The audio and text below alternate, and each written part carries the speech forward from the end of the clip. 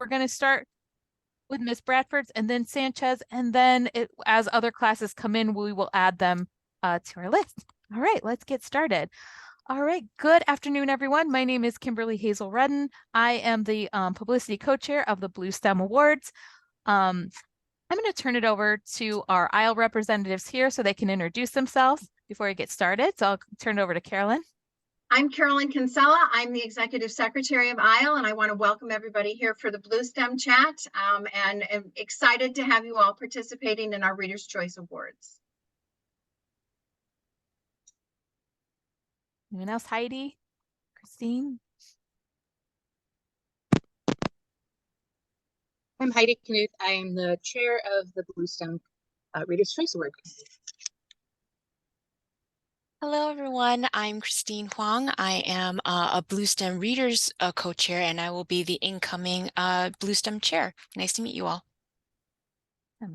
So we have students here from across Illinois, and we are going to have some more join us in a moment. We have students from, we will have students from Greenbrier Elementary in Northbrook, from Fearson Creek Elementary in St. Charles, and from Monee Elementary in Monee, Illinois. And the reason why we're all here today is because we have another one of our nominated authors with us. We are so lucky to have Keila V. Dawson, who wrote this amazing book, Opening the Road, Victor Hugo Green, and his Green Book. And she's here to answer questions for us about this. Before we start our questions, I'm going to turn it over to her to introduce herself, and then we'll get started. I'll turn it to you. You mute myself. Sure. Firstly, thank you so much for nominating Opening the Road. That just warms my heart. I am an author, and I write fiction and nonfiction picture books. And Opening the Road was my first picture book, narrative nonfiction picture book. So I'm so excited that it is getting praise from you. So how about we move on to questions? All right, we're going to start with Miss Bradford's class. So, and Miss Sanchez, you'll be next. So go ahead, Miss Bradford's class. We're going to turn over to you.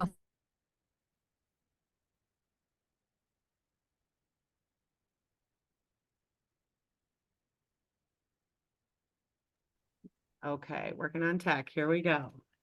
Dominic, why don't you come up first and ask? Go ahead all the way up to the screen, and you have to talk close to the computer, okay? Why did you write the book? Why? That's a good question. I actually learned about Victor Hugo Green's story on the radio. And when I heard what he did, I was intrigued. So, like you, when you see a story that you want to know more about, I began to research him. And everything I learned about him made me think you, as readers, should know about him too. So I went down a research rabbit hole. I found as much as I could, and I wrote his story. Okay. And Becca Ruth, can you come up and ask a question?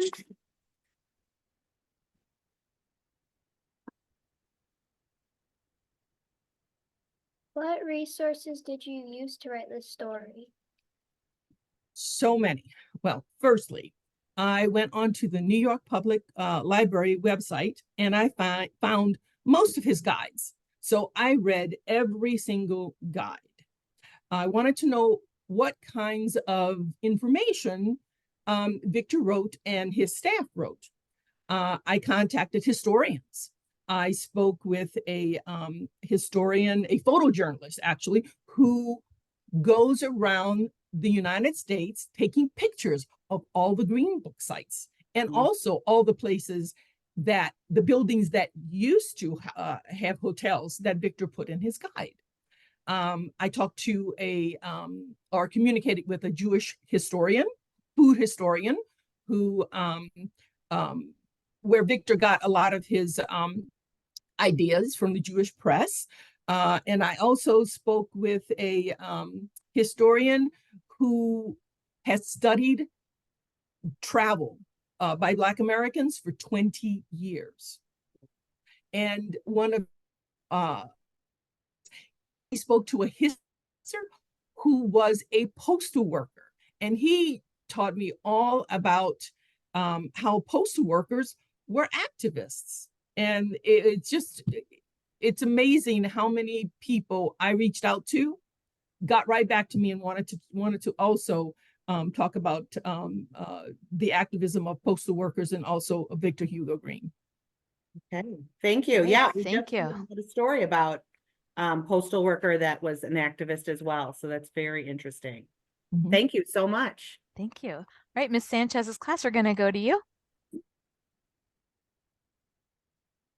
How long did it take to research for this book?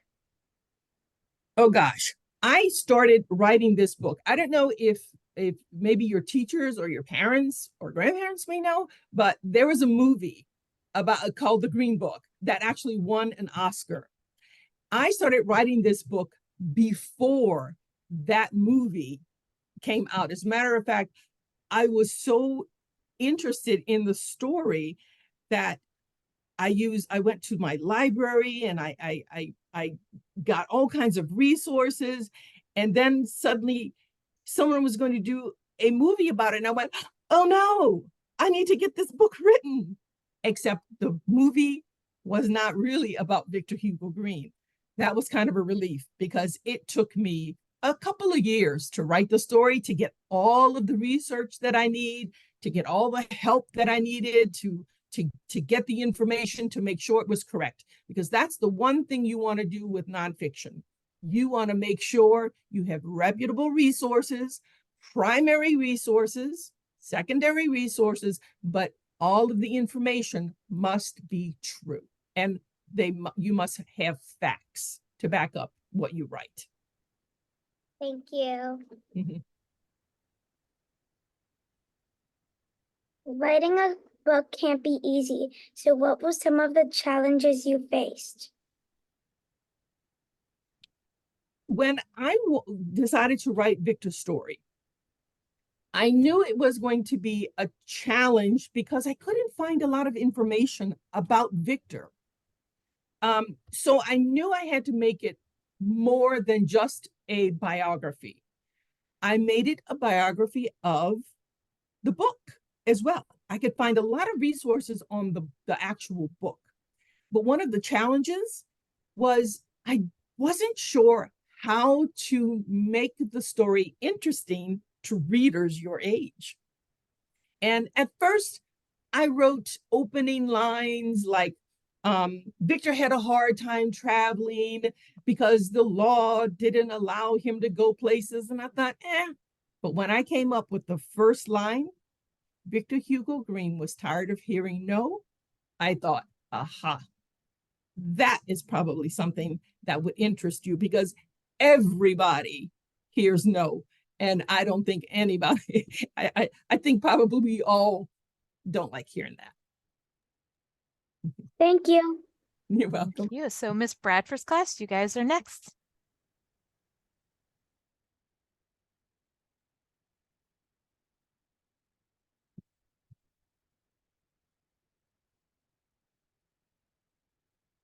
Oh, hold on. There we go. How long have you wanted to be an author? Okay, so this is a funny story. I was actually a teacher. And I worked in clinical settings, like in hospitals and also in schools. And one day I was with some friends, and one of them asked me, what's on your bucket list? And I said, I've always wanted to write a children's book. But she said, well, then just do it. But it's not that easy. So I had to do what you did. I went back to school to study. I took classes and I didn't have an idea. And then suddenly in my kitchen, baking a king cake, because I'm from New Orleans, I had an idea to write a runaway tale about the little king cake baby that we hide inside our king cake who ran away. And that was my first book. So I've always wanted to, I just didn't know how until I went back to school to learn.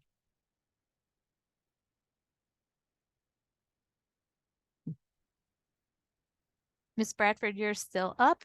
If you have another question, and then we'll go to Miss Sanchez's class again next.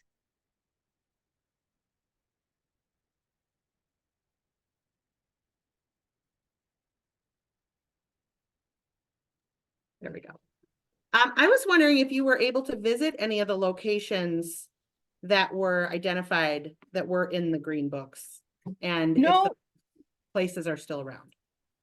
no, I did not. However, I did connect with a photojournalist. I read an article in the Atlantic about this photojournalist who traveled all around taking pictures of all the places that Victor had in his guide.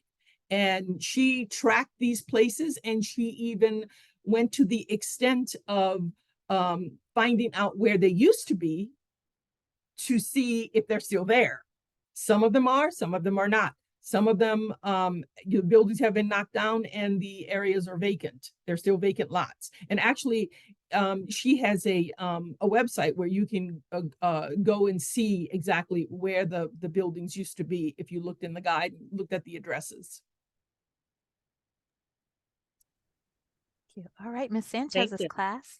Mhm. And then we'll come back to you, Miss Bradford's class, after their 2 questions.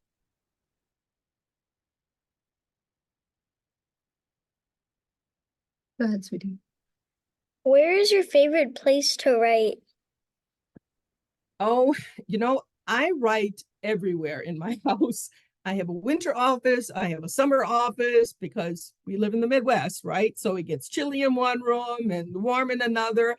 But I write everywhere. I write in my kitchen, I write in my offices, I write in my bedroom. So whenever I get whenever I get an idea, I want to make sure wherever I am, I can write it down because I want to remember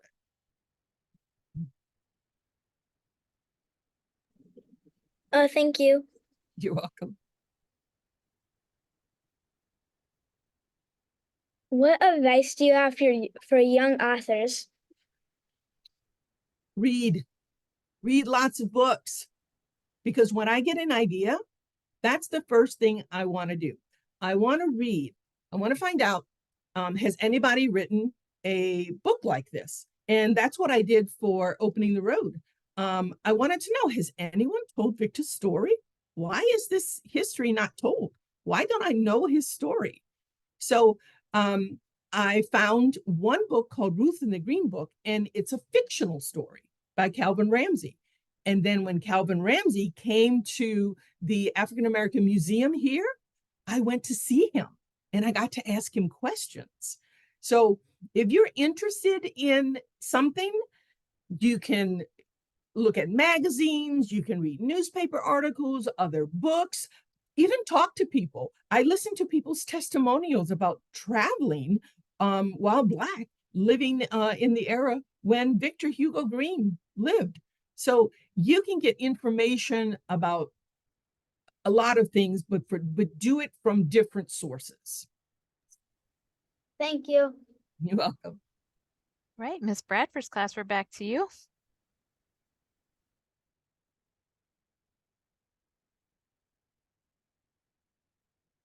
Keeping us on our toes. Here we go. Okay, thank you. How many books have you wrote, and are you writing any more? Oh my gosh. I have published 5 books. I have one coming out in February, actually. But I have written a lot of books. It doesn't mean that they sell. So this is my next book that's coming out, Yumbo Gumbo, and it's a storytelling math book. But if you looked at my computer, you will see a couple hundred different stories in different forms, but I have published 5. Thank you. Ready? What is your favorite book that you've read? Oh my gosh, I get this a lot. And it's very hard to answer because I have favorite authors. If I want to read about Black history, I will read Lisa Ransom Klein or Carol Boston Weatherford. If I want to read funny picture books, I'll read Tara Lazar or some other funny writers. So it just depends on the genre that I want to read. If I want to read fiction or nonfiction, and also the themes that are in the book. Thank you. All right, Miss Sanchez's class, we're back to you. About how many drafts did you write before this book was published? Well, the first draft I wrote, which authors called sloppy copies, was filled with just facts. And that was not going to fly. So probably, I would say seriously, about 15 different approaches to this story. But every time I make a change, I track. So I probably have 150 different versions of this book on my computer. Thank you. You're welcome. We love the illustrations in the large font. Do you have a say in picking the illustrations and the font? No, I do not. Actually, the publisher chooses the illustrator, but they did ask me, Beaming Books, my editor is Naomi Krugler over at Beaming Books. She did ask if I would give her some names. And Aliana Harris was definitely among those names. And what I love about Aliana is that she illustrates nonfiction books. Illustrators must do as much research as authors do. So everything in the book, in terms of illustrations, must be accurate too. Thank you. You're welcome. Interesting. All right, Miss Bradford's class, we're back to you. Okay. You can try. You can try. Go ahead, ask her. What is the favorite book you wrote? Oh, people always say your first book is your favorite book. So when I wrote The King Cake Baby, which is my the first book, it's about my heritage, it's about Louisiana, it's about Carnival, it's about Mardi Gras. And I think that's true. The first book you ever write is your book baby, just like The King Cake Baby. Thank you. You're welcome. Okay, here we go. Go ahead, Becca Ruth. I'd like to know what the cause was of Victor's passing. I read his obituaries, well, the one that was published, and I don't know, but it sounds like it was probably a lengthy illness because his wife took over the publication. So if you went onto the website and read all of the guides, you will see that at a certain point in time, his wife began publishing the Green Book, which kind of tells us that he was probably sick. But we're not really sure the reason for his death. And that's one of the things I struggled with. I didn't know whether or not I should put in the actual story that he died. So what I did was I started with a no as a negative, and I ended with a no was a positive. No, it was no, he would, those laws were no longer there. And I put the information about his death in the back matter, because how sad to think that he spent his entire life not with the inability to go anywhere he wanted to. Yes. Thank you. All right, Miss Sanchez's class, we're back to you. We like the timeline in the back of your book. Did that come from the publisher too? The design did. I wrote a timeline, and I can tell you the reason I wrote the timeline was to keep myself to track the history. So I originally wrote the timeline early, and every time I uncovered a fact that I thought was specific to travel, specific to African American travel during the time periods, I kind of checked it off my list. And I subbed the timeline to my publisher, but the design road, which I thought was really clever.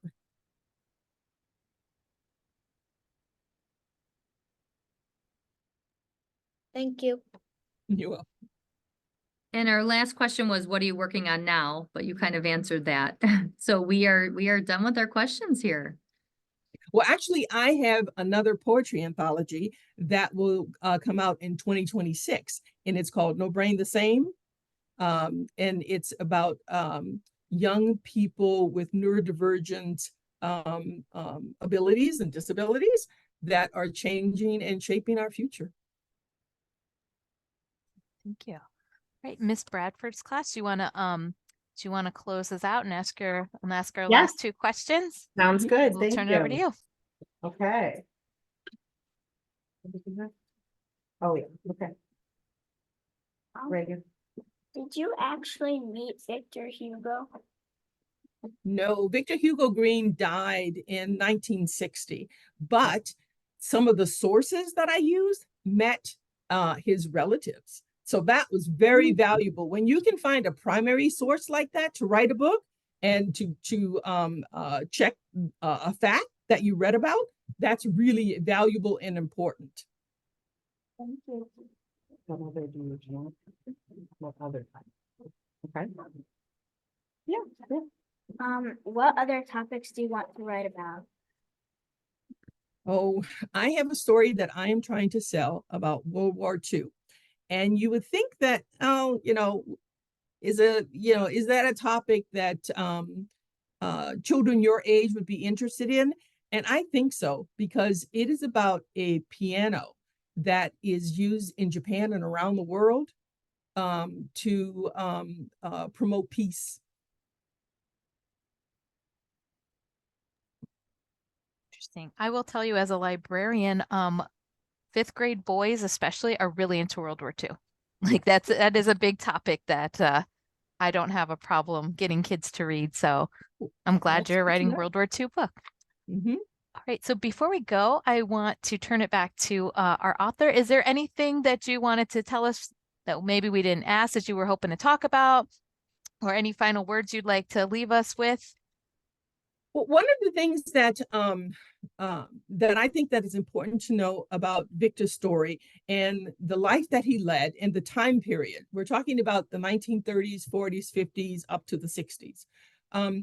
One of the things that the Civil Rights Act that was passed, there was a testimony that used travel that helped convince the senators to pass that act. A gentleman from the what was called the National Association of Colored People actually stood in front of the Senate and asked, "Where have you traveled today?" And then proceeded to ask them, "Could you find a restroom? Could you take your children to get ice cream and not be refused service?" So I thought that was really powerful. The fact that travel was used to help pass the Civil Rights Act in 1964. Thank you so much for sharing that. And thank you for taking the time to answer our questions today and writing such an amazing book for all of our readers. Thank you to the students who asked such thoughtful and wonderful questions. Thank you for participating. We'll see you next time. Classes, you can unmute and say your goodbyes, and we will see you next time. Thank you again to everybody. Thank you. Thank you for having me. Thank you. Thank you. Bye. Thank Bye-bye. you.